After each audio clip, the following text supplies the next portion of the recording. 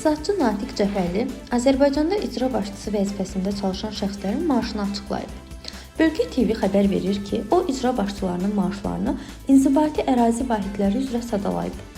Bakı şəhər icra başçısı 7650 manat, Gəncə, Sumqayıt şəhərlərinin icra başçıları 5625 manat, əhalisi 100 mindən çox olan rayonlar Abşeron, Masallı, Şəmkir və s. 4587,5 manat, əhalisi 50-100 min arası olan rayonlar Ucar, Lerik, Beyləqan və s. 4225 manat, əhalisi 50 minə kimi olan rayonlar Xızı, Sədərək, Daşkəsən və s.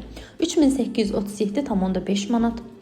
Bu məbləğdən 14% gəlir vergisi, 3% Dövlət Sosial Müdafiə Fondu, 2% tibbi sığorta, 0,5% işsizlik sığortası tutulur. Yeri gəlmişkən bu maaşlar 1 mart 2022-ci ildən sonra artıb. Həmin tarixdən icra başçılarının əsas maaşına 1,5 misli əlavə verilir.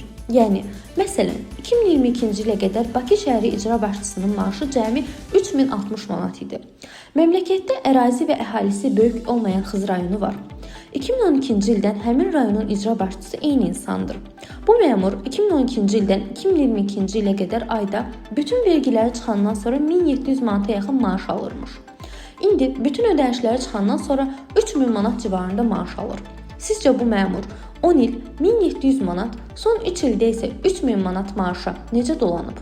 Yaşadığı ev, sürdüyü maşın bu gəlirə uyğundurmu? Söhbət bir tək Xız rayonundan getmir. İstənilən rayonun icra başçısı ilə bağlı eyni sözləri yanaşmağa söyləmək olar. Yerli özünü idarə institutları güclənməli, seçilmiş rayon şəhər bələdiyyə sədrlərinin səlahiyyəti, ən başlıcası isə məsuliyyəti artırılmalıdır ki, vətəndaşa xidmət etməyi öyrənsinlər. Mərkəzdən gələn qeyri-qanuni tapşırıqları deyil də, seçicinin gözləntilərini yerinə yetirsinlər deyə o qeyd edib. Fatimə Bəhram qızı, Bölgə TV.